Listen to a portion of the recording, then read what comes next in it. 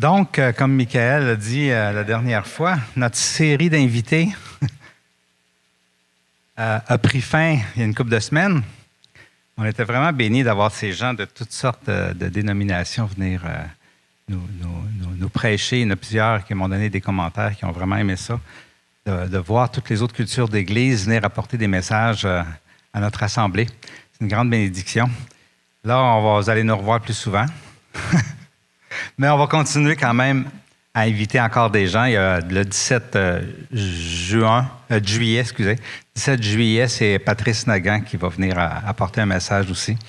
Alors, c'est sûr qu'on aime inviter des gens. Ce matin, j'avais à cœur d'apporter une sorte de pré-conclusion parce que Patrice Nagant, ça va être un peu le dernier de notre série Différents mais humains. Donc, on est toujours dans cette série-là, mais ça tire à sa fin. Ça a été notre plus longue série de l'année, je pense, notre plus longue série à vie depuis qu'on fait des séries.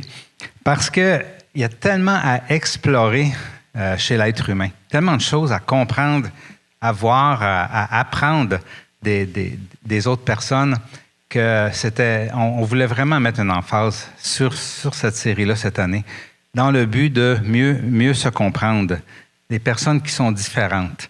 J'ai fait un petit résumé. On a vu au courant des dernières semaines que se mettre au-dessus, aussitôt qu'on se met au-dessus de quelqu'un qui est autour de nous, on lui enlève un peu de son humanité, parce qu'on est tous égaux. Donc, une des premières messages qu'on avait, c'était ça. On a appris aussi que notre valeur en tant qu'humain et qu'en tant que temple de l'esprit, c'est une valeur qui est égale à ce que Dieu a créé, parce qu'on a tous été créés à l'image de Dieu. On a vu que les êtres humains, c'est chaque génération, du tout petit bébé, en fait, je dirais même du fœtus, jusqu'à la personne âgée. On est tous humains, créés à l'image de Dieu et égaux. On a vu qu'on était enrichis par des gens qui ont des difficultés, par exemple la déficience intellectuelle. On a eu un invité qui nous en a parlé et qui nous a appris combien qu'on pouvait apprendre et être édifié par ces gens-là. On a vu aussi que d'avoir une religion, c'est humain. Ça a été voulu de Dieu, que les gens aient une religion en attendant de trouver Dieu. Et quand on comprend ça, on voit les gens des autres religions comme des êtres humains qui cherchent Dieu, tout simplement. On a vu aussi que Dieu a fait un pont avec nous-mêmes, même si on ne pense pas comme lui. Et Dieu nous invitait à faire un pont les uns avec les autres, même avec ceux qui ne pensent pas comme nous autres. Patty nous a parlé qu'on a tous en nous le souffle divin. Dieu a soufflé son souffle dans Adam et Ève au départ. Et on a tout ce souffle-là en nous. Et dans ce sens-là, on est tous sur le même pied d'égalité parce qu'on a tout ce même souffle-là. Denis Morissette nous a invités à s'approcher des personnes avec des problèmes psychologiques, même si on ne comprend pas ce qu'ils vivent. Même si des fois, ça nous fait qu'on peut être inquiète, on peut avoir peur de ne pas bien réagir, puis on s'éloigne, mais il nous a invités à s'approcher d'eux. Andreas nous a invités à comprendre des autres cultures. Et il nous a parlé aussi de comment on se sent comme autre culture quand on est dans une nation qui n'est pas la nôtre.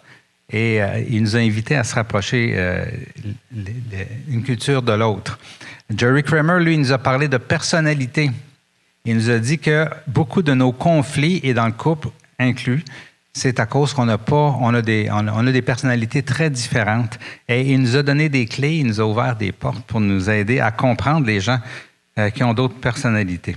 Et finalement, on a eu notre série d'enseignements par les autres dénominations chrétiennes pour nous inviter à voir toutes les dénominations chrétiennes comme le royaume des cieux, comme l'Église de Jésus-Christ, même si des fois on a des différences les uns les autres.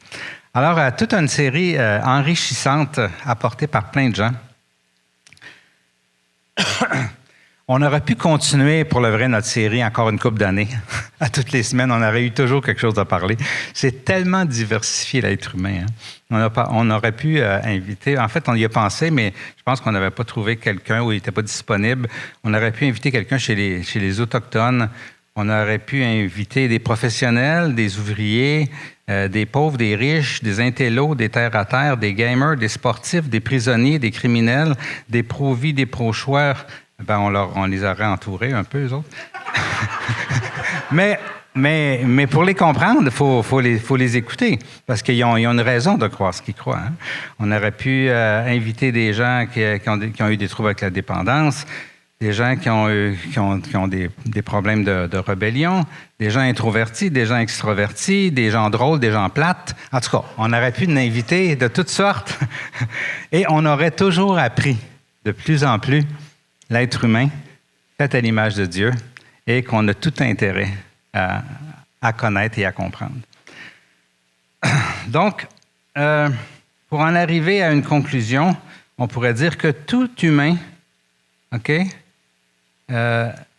toutes les personnes sur la Terre sont humaines, mais sont différents selon leur contexte de vie, selon leur génétique, selon leur background, selon leur famille, selon les influences qu'ils ont eues autour d'eux dans leur vie, et tout ce qui peut influencer l'être humain pour être ce qu'on est, ce qu'on devient. Hein? Bon et mauvais. Hein? Beaucoup de gens, beaucoup d'enfants qui vivent des traumatismes, ça les amène à être une certaine sorte de personne plus tard. Mais on est tous humains. Et il y a une chose qu'on a tout le monde en commun, à part d'être fait à l'image de Dieu. Et c'est le titre de mon message aujourd'hui. Et c'est ma femme qui me l'a inspiré. OK? Et c'est « Nous sommes tous des humains en besoin du divin. » Toute la gang. Hein? C'est ce qu'on est. Des êtres humains qui ont besoin du divin. Puis on est vraiment tous dans le même bateau quand on regarde l'être humain de cette façon-là. Le but de notre série, OK, qui avait été inspiré initialement par tout ce qui s'est passé pour nous diviser pendant le temps de pandémie, et qu'on s'est aperçu que finalement, on ne se comprend juste pas. OK?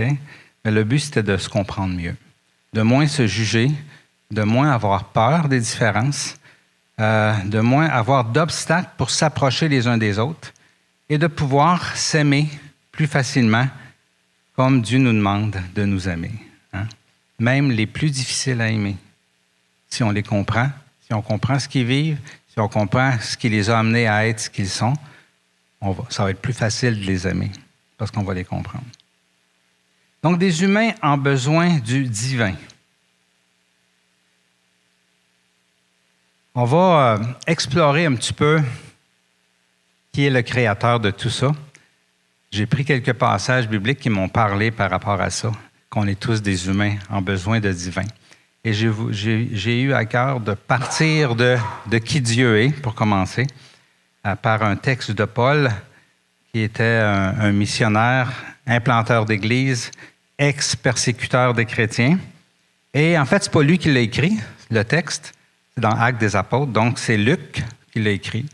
Paul qui est un juif, Luc qui est un grec, deux opposés, deux personnes qui ne pouvaient pas se comprendre, qui ne pouvaient pas se sentir souvent dans l'histoire, dans ce temps-là, hein, travaillaient ensemble parce qu'ils voyaient au-delà de leurs différences.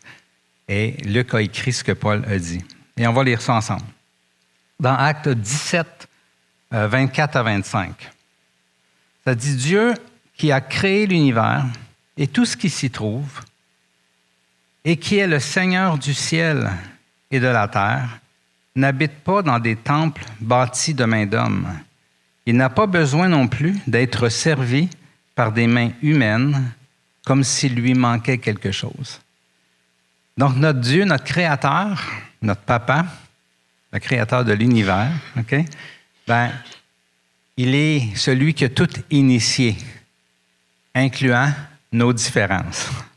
Et ça dit qu'il n'est pas comme nous autres. Il n'a pas besoin d'être servi par des mains humaines pour être bien, pour réussir ses plans. Il a créé l'univers tout seul avant qu'on naisse.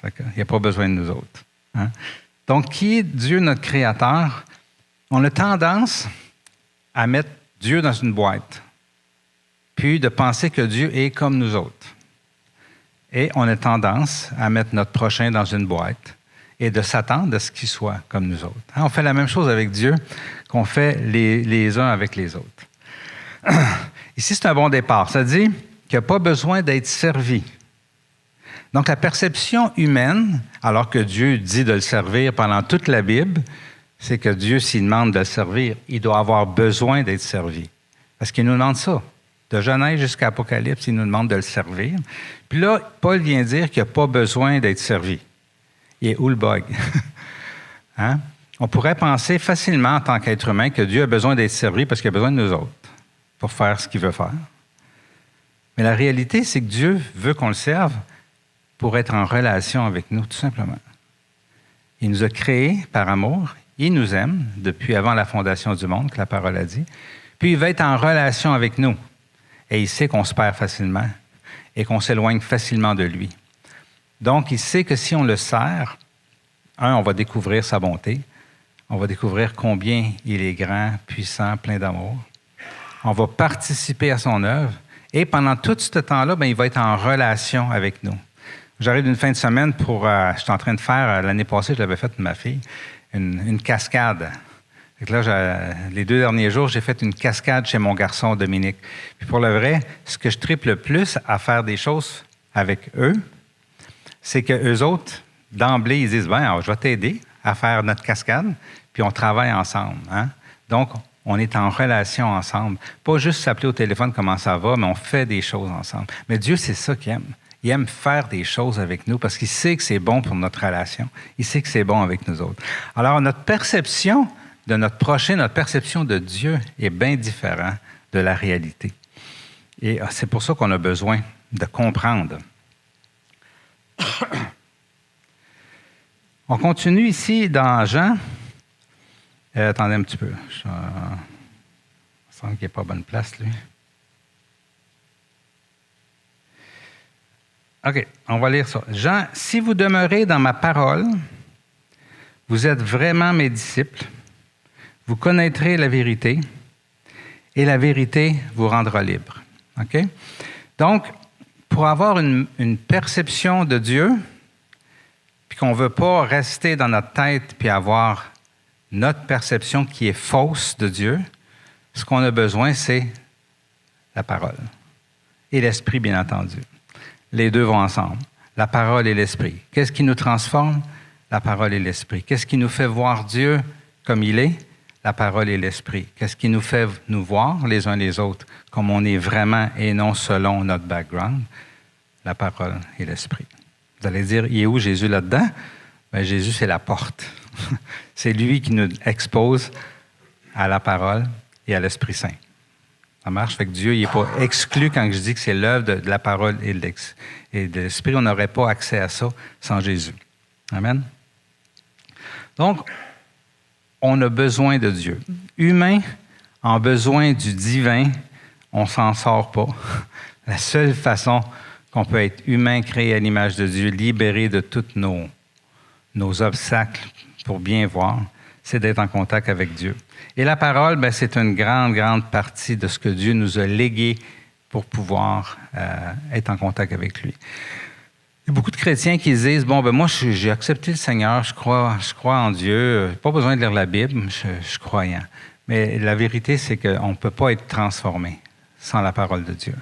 Donc, peu importe qu'on l'écoute, qu'on la lise, peu importe, mais il faut être exposé à la parole si on veut être transformé, même si on connaît déjà Dieu.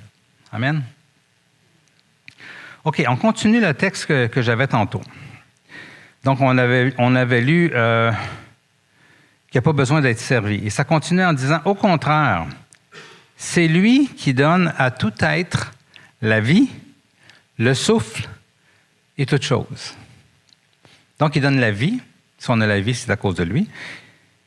Il donne le souffle, comme on a vu tantôt. Et ce qui est intéressant ici, c'est le « toute chose ». Tout ce qui est dans notre prochain, aussi différent peut-il être de nous, ça vient de Dieu. Sauf le péché, qui nous habite autant que l'autre. Fait que là-dedans aussi, on est dans le même bateau. Okay? Donc, quand le péché, qui est de faire le contraire de ce que Dieu veut de nous, ça, c'est pas Dieu qui l'a déposé. Mais tout ce qui habite l'être humain, donc la majorité de ce qui est en nous, ça vient de lui. Donc, ce qu'on aime chez les autres, ça vient de lui. Ce qu'on n'aime pas chez les autres, ça vient de lui aussi. Amen.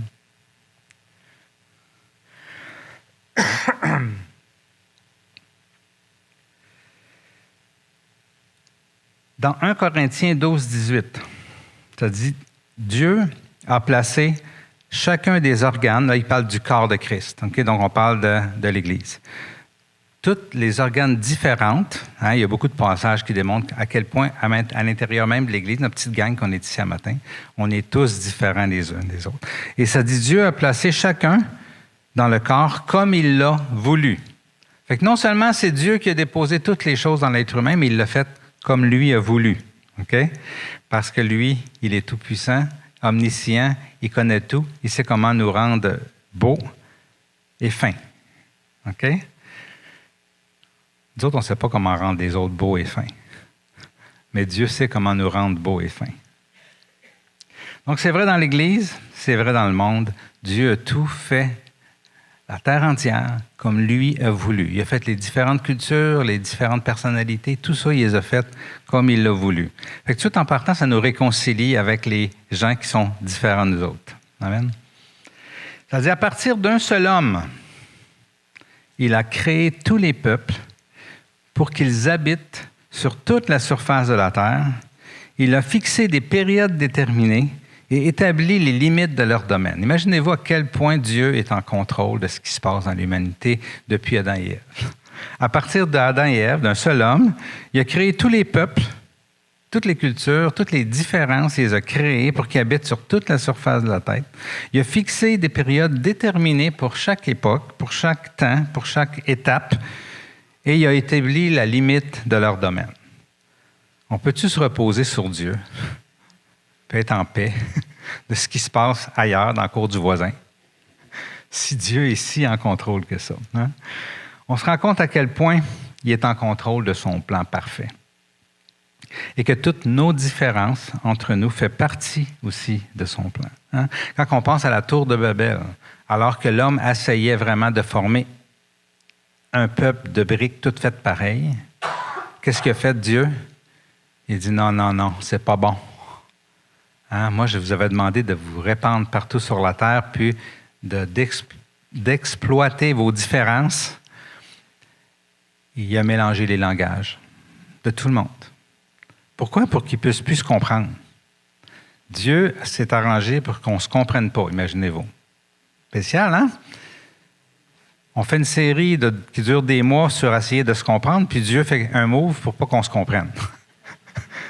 C'est dur à comprendre, mais non, parce que Dieu voulait qu'on soit différents les uns des autres. Il voulait qu'on finisse par se comprendre, mais pas parce qu'on parle le même langage. Il voulait qu'on se comprenne dans nos différences, en s'approchant les uns des autres de cœur, en s'approchant de lui qui est la seule lumière qui peut nous aider à nous comprendre, et ainsi voir la belle diversité de sa création, de ce que lui a créé. Regardez ce que ça dit ici, c'est intéressant. Il dit « par tout cela », OK? Donc, en mêlant les langages, en faisant tout ce qu'il a fait là, pour nous rendre tous différents, il dit « par tout cela, Dieu invitait les hommes à le chercher et à le trouver. Peut-être comme à tâtons, lui qui n'est pas loin de chacun de nous. » Donc, dans tout ce que Dieu a fait pour nous rendre si différents et des fois si difficiles à se comprendre, Dieu avait un plan. Il invitait les hommes à le chercher et à le trouver. Ça, c'est intéressant. Pas juste à le chercher. Son but ultime, c'est qu'on le trouve. OK? Donc, ça a l'air qu'il fallait être différent pour nous aider à trouver Dieu. OK? Quand on voit quelque chose qui nous dérange, de si différent chez un autre, on pourrait se dire, Dieu se sert de ça pour que je le cherche. Pourquoi? Parce que c'est juste en lui que je peux être éclairé. On ne peut pas être éclairé les uns avec les autres, quoi qu'on peut s'aider à s'éclairer, on se parle, on jase, mais c'est juste lui, ultimement, qui peut vraiment nous éclairer. Donc, quand on n'est pas bien dans une situation, le réflexe que Dieu veut qu'on développe, et qu'on développe peu à peu, c'est de le chercher lui, de le trouver, et de trouver pourquoi qu'on pense comme ça, pourquoi l'autre pense de cette façon-là, pourquoi moi j'agis de cette façon, pourquoi l'autre agit de cette façon-là, pourquoi je réagis d'une façon, pourquoi l'autre réagit d'une autre façon.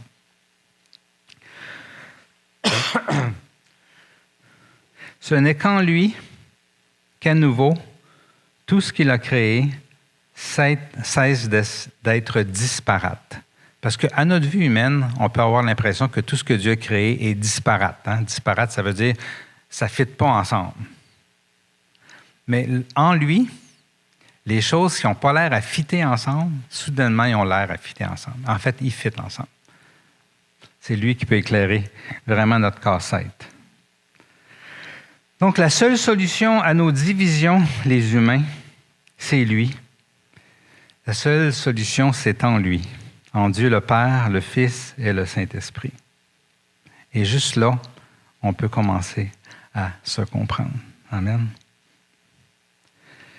Dans Actes 17, 28, dans le même passage. En effet, c'est en lui que nous avons la vie, le mouvement et l'être.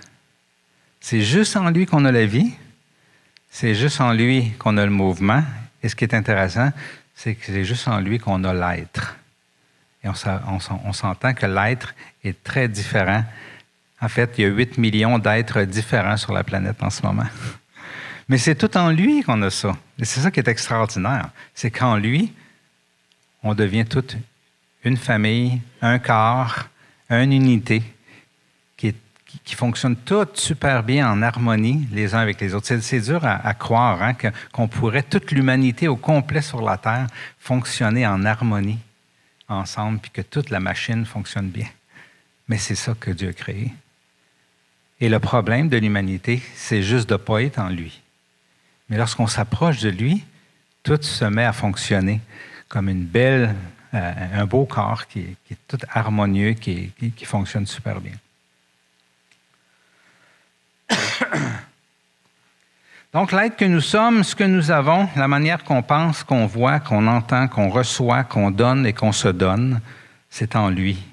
Hein? Des humains qui ont besoin du divin, c'est ça que nous sommes. Et la tendance humaine, la tendance que nous avons, je crois, tous, sauf peut-être quelques exceptions parmi vous, c'est quand on regarde les autres, c'est de dire que lui a vraiment besoin de Dieu.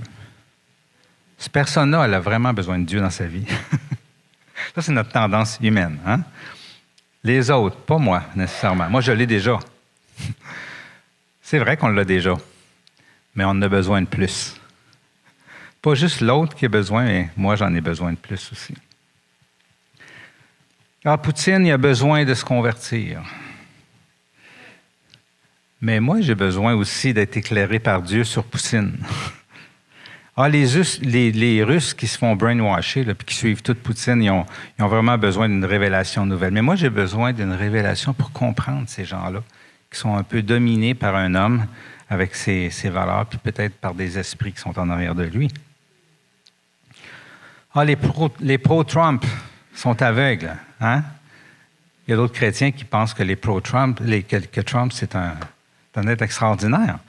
Québécois, c'est moins populaire au Québec. Là. Mais moi, j'ai besoin de Dieu, plus du divin pour comprendre les deux bords. Pourquoi ci, pourquoi ça, pourquoi Trump il est de même? C'est quoi son trait de personnalité qui fait qu'il est ce qu'il est? Amen. Donc, oui, les autres ont besoin de Dieu, c'est vrai. Hein? Ça, c'est absolument. Mais moi aussi, j'ai besoin de plus de Dieu dans ma vie.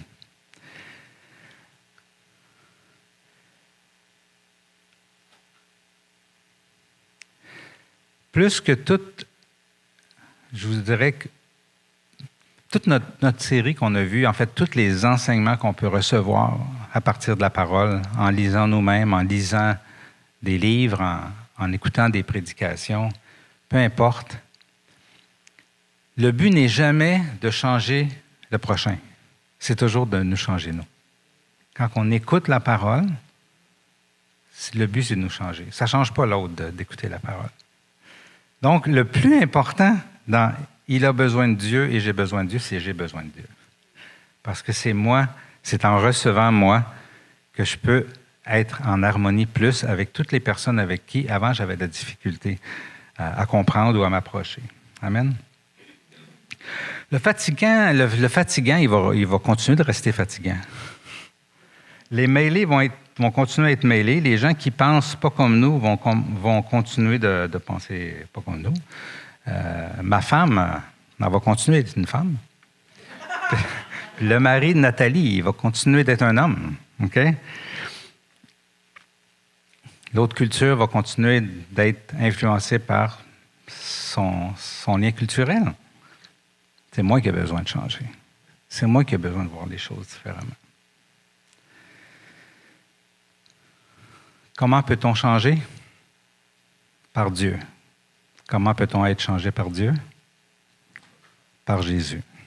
C'est la seule porte, comme je vous disais tantôt, vers l'Esprit qui transforme et vers la révélation de la parole qui transforme. On peut lire la Bible toute notre vie, mais si on n'a pas eu la porte ouverte par Jésus, en acceptant Jésus dans notre vie, ça va être du chinois ou ça va être un livre philosophique. La parole qui transforme, c'est par Jésus que c'est possible. Ça dit dans Colossiens, « Le Fils est l'image du Dieu invisible, le premier-né de toute la création. En effet, c'est en lui que tout a été créé, dans le ciel et sur la terre, le visible, l'invisible, trône, souveraineté, domination, autorité. » On n'aime pas ça lire ça des fois quand on n'aime pas les autorités, mais tout a été créé par lui et pour lui.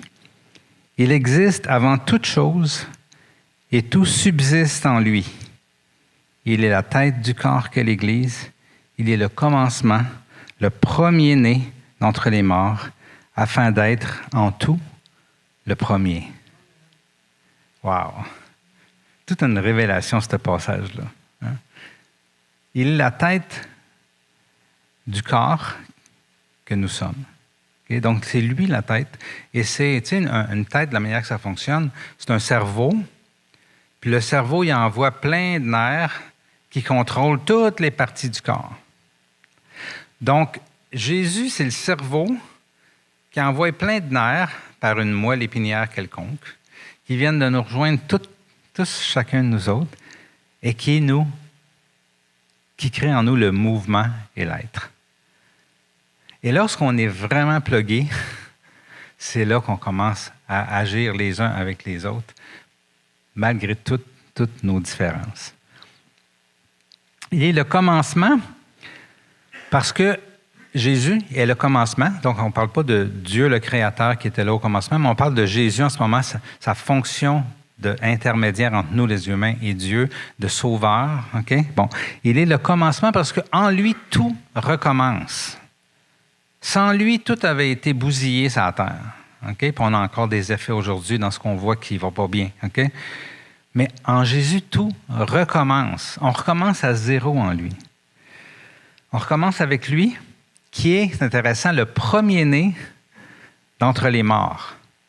Jésus est le premier-né d'entre les morts. Donc, parmi les hommes nés de la lumière de Dieu, il est le premier.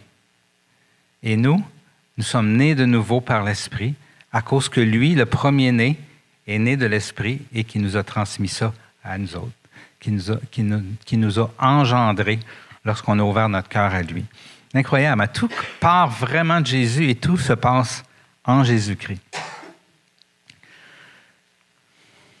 Nous sommes ceux qui sont issus de cette nouvelle création. Ceux qui peuvent voir, entendre, être transformés et entrer pleinement dans ce plan de réconciliation de toute l'humanité. Regardez comment ça continue. C'est-à-dire, en effet, Dieu a voulu que toute sa plénitude habite en lui en parlant de Jésus. Okay? Et il a voulu, par Christ, tout réconcilier avec lui-même. C'est fort. Tout ce qui n'est pas réconcilié sur la terre en ce moment, là, Dieu a voulu, en Jésus-Christ, tout réconcilier en Jésus, de tout ce qui est divisé. C'est beau, hein? Ça donne de l'espoir. Ça vous donne-tu de l'espoir?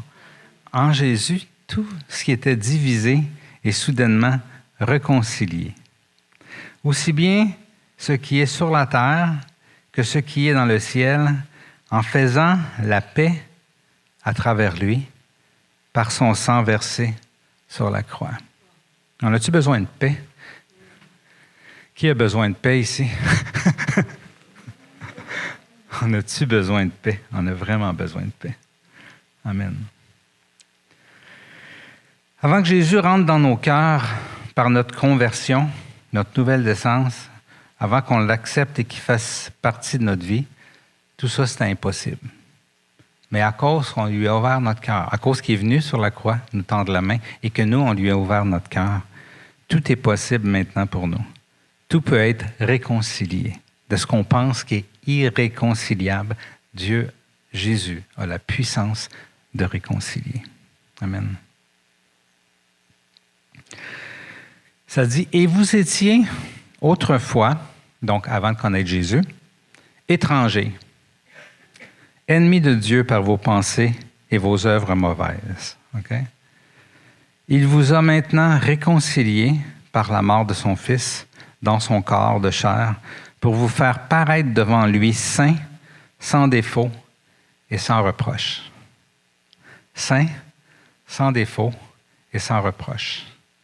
Souvent, on dit quand on est ensemble, dites à votre voisin ça. Moi, je vais vous dire, dites-le à vous-même.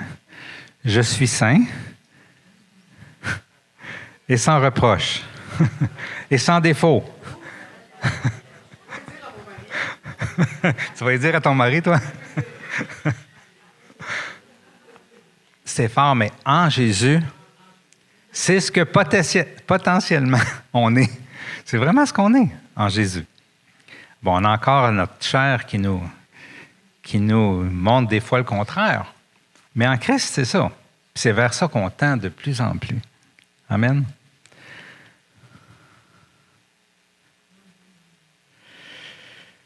Mais il faut que vous restiez fondés et inébranlables dans la foi.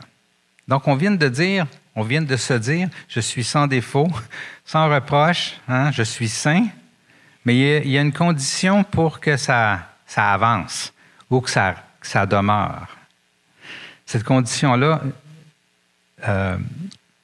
Paul nous le dit dans Colossiens, il faut que vous restiez fondés et inébranlables dans la foi, sans vous détourner de l'espérance de l'Évangile que vous avez entendu, qui a été proclamé à toute créature sous le ciel et dont moi, Paul, je suis le serviteur. Donc, Paul nous dit que la condition pour être ça et être réconcilié, c'est de rester plugué sur lui, en bon québécois. Hein? Donc, c'est à ceux qui ont cru en Jésus, qui suivent et qui suivent Jésus, mais aussi qui continuent de pratiquer, de rester connectés à Dieu. Hein? Ça dit dans Jean, « Vous aussi, vous avez été purifiés. » Il parle à ses disciples, il parle à vous autres. « Vous aussi, vous avez été purifiés grâce à la parole que je vous ai enseignée. » Mais là, il rajoute, « Demeurez en moi. » Parce qu'il sait qu'on peut ne pas demeurer en lui.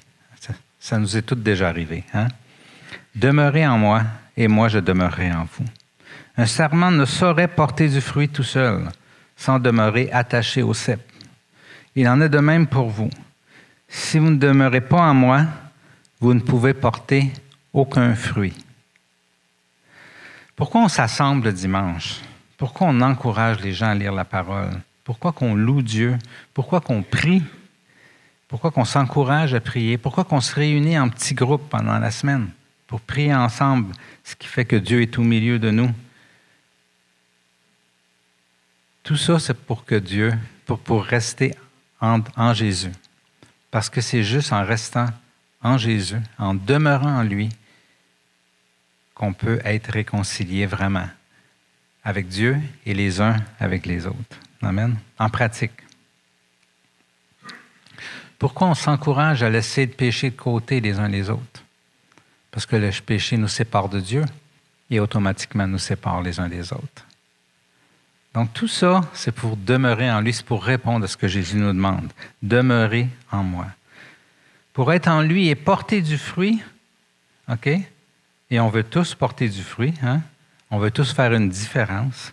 Bien, il faut être branché sur Jésus et restez branché sur Jésus. Parce qu'il y a juste en lui qu'on peut porter du bon fruit.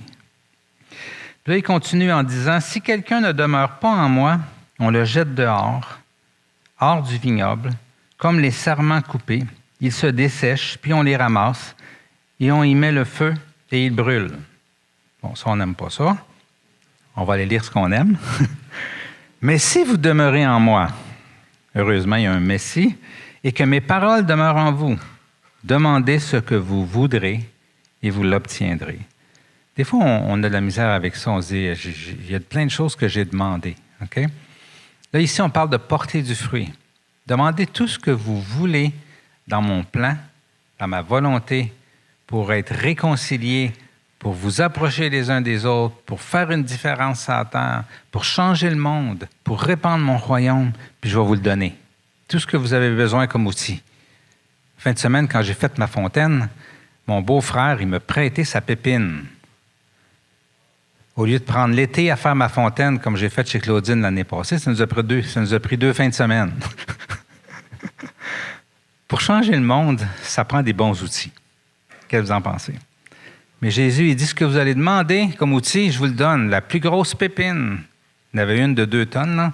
Moi, je vous en prête une de 10 tonnes pour pouvoir faire ce que vous voulez accomplir, parce que vous êtes avec moi. Hein? Donc, demandez ce que vous voudrez, vous l'obtiendrez. Si vous produisez du fruit en abondance et que vous prouvez ainsi que vous êtes vraiment mes disciples, mon Père sera glorifié aux yeux de tous. Intéressant, hein? Si vous produisez du fruit en abondance, et checkez, et vous prouvez de cette façon-là que vous êtes vraiment mes disciples, bien, mon Père va être glorifié au ciel. Wow! Si on demeure en lui, on va porter du fruit. De quel fruit parle Jésus ici? Allons voir. Il dit, tout comme le Père m'a aimé, moi aussi je vous ai aimé. Demeurez dans mon amour. Si vous gardez mes commandements, vous demeurerez dans mon amour. De même que j'ai gardé les commandements de mon Père et que je demeure dans son amour. Okay? Donc, ça a l'air que le fruit, c'est de garder ses commandements. Mais c'est quoi ces commandements-là qui nous parlent? Il continue en disant, voici mon commandement. Aimez-vous les uns les autres.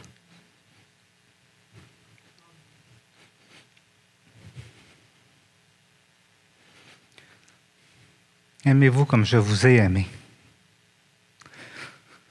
On a tellement de la misère avec ça. C'est tellement ce qu'il y a de plus beau dans toute l'histoire de l'humanité, de s'aimer les uns les autres. C'est ça le fruit que Dieu veut faire naître en nous si on demeure en lui. Il n'y a pas de plus grand amour que de donner votre vie pour vos amis. Il continue en disant, vous êtes mes amis si vous faites ce que je vous commande. Il dit, je ne vous appelle plus serviteur, parce que le serviteur ne sait pas ce que fait son Seigneur. Mais je vous ai appelé amis, parce que je vous ai fait connaître tout ce que j'ai appris de mon Père. Ce n'est pas vous qui m'avez choisi, c'est moi qui vous ai choisi.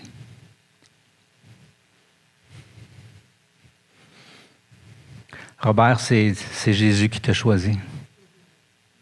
C'est pas toi qui l'as choisi. C'est Jésus qui t'a choisi. Amen. Et je vous ai établi afin que vous alliez et que vous portiez du fruit et que votre fruit demeure. Alors ce que je vous demanderez au Père en mon nom, il vous le donnera. Ce que je vous commande, c'est de vous aimer les uns les autres.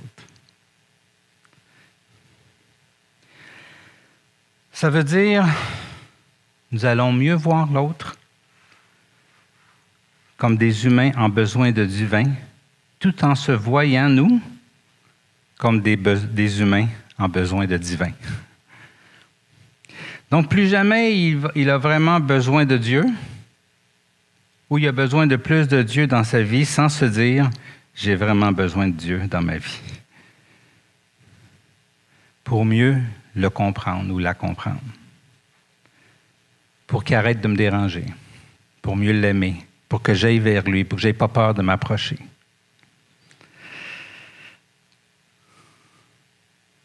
Notre décision, quand on a accepté Jésus, c'est dans Psaume 40, 8, 9. La décision qu'on peut prendre ce matin. Parce que des fois, quand on dit « Seigneur, viens dans ma vie », pour le vrai, là, quand on accepte Jésus pour la première fois dans notre vie, c'est parce qu'on a des besoins. C'est pas pour nécessairement faire sa volonté. C'est « J'ai vraiment besoin de toi, ça va pas bien ». En tout cas, moi, ça a été ça, là. Mais plus on apprend à le connaître, plus on a le goût de participer à son œuvre incroyable de réconciliation. Donc, dans le psaume, ça dit « Me voici, je viens. Dans le rouleau du livre, il est écrit à mon sujet. Je viens pour faire ta volonté, mon Dieu, et c'est ce que je désire. Et ta loi est gravée dans mon cœur. » C'est beau, hein? J'avais à cœur qu'on prenne la communion ce matin avec cet esprit-là, de s'engager avec Dieu, à vraiment participer à cette œuvre de réconciliation de l'humanité. Amen. On va prendre juste un temps, puis on va aller chercher le pain et le vin ce matin pour pouvoir communier ensemble. Alors,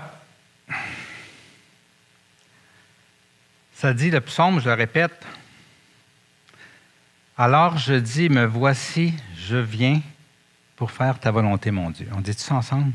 « Alors me voici, je viens pour faire ta volonté, mon Dieu. » On le répète ensemble, OK?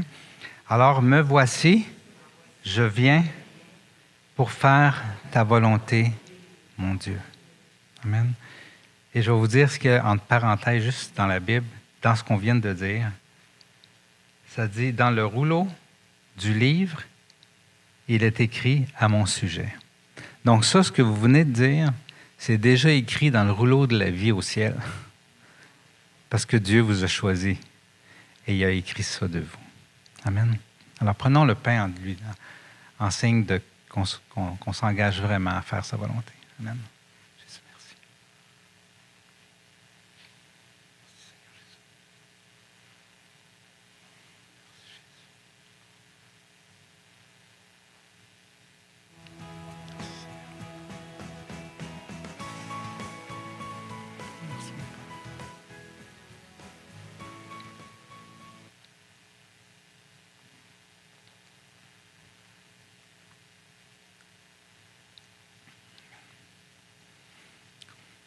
Vous savez, Dieu sait à quel point on a besoin de lui. Nous, on le réalise par moments quand on rencontre des obstacles, mais Dieu le sait. Hein? Et dans le psaume 40, 18, il y a même un psaume un petit peu plus loin, ça dit « Moi, je suis pauvre et malheureux, mais le Seigneur pense à moi. » Amen. Quand on réalise notre besoin de lui, quand on réalise qu'on est pauvre et malheureux, Dieu peut nous aider. Et ça dit, le Seigneur pense à moi. Et ça continue en disant, tu es mon aide et mon libérateur, mon Dieu, ne tarde pas. Peux-tu prendre cette coupe en lui disant, mon Dieu, ne tarde pas? Mon Dieu, ne tarde pas. Amen.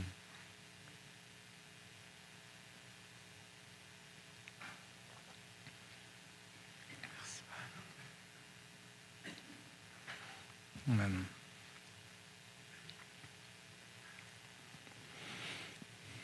J'avais à cœur de vous lire un petit extrait d'une lettre de Paul.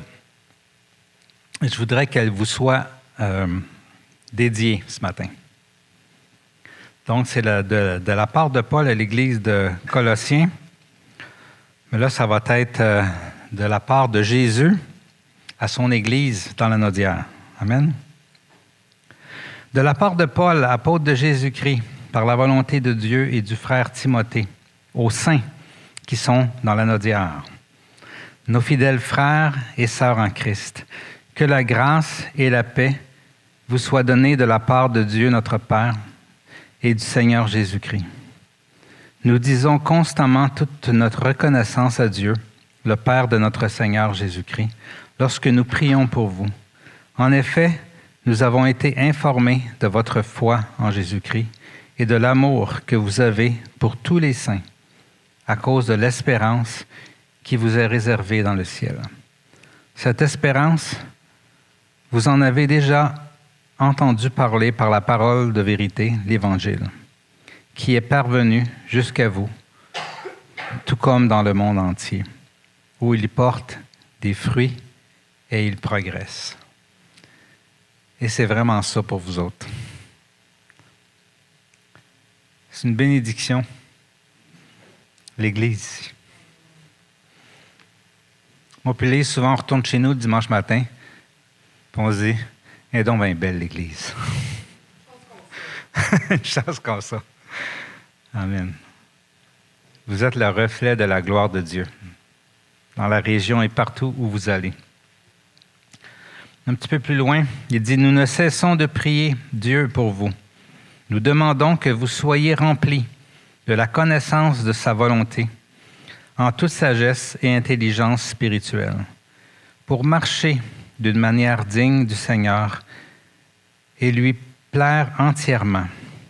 Vous aurez pour fruit toutes sortes d'œuvres bonnes, et vous progresserez dans la connaissance de Dieu.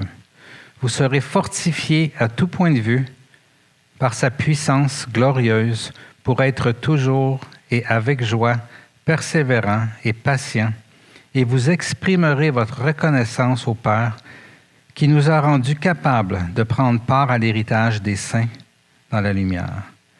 Il nous a délivrés de la puissance des ténèbres et nous a transportés dans le royaume de son Fils bien-aimé, en qui nous sommes rachetés, pardonnés de nos péchés. Amen. Il y a de l'espérance en Christ.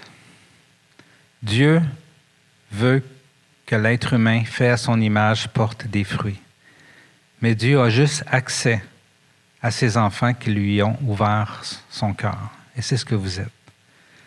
Mais par vous, Dieu peut apporter ces fruits-là partout sur la terre. Par vous, Dieu peut faire vraiment la différence dans notre région. Et par son Église universelle partout sur la terre, il peut vraiment continuer à faire vraiment une différence partout. Nous sommes tous des êtres humains en besoin du divin. Tout le monde autour de nous, dans toutes leurs dysfonctions, dans toutes les choses qu'ils font de pas correct, et je parle des non-croyants comme des croyants, c'est simplement des êtres humains qui ont besoin du divin.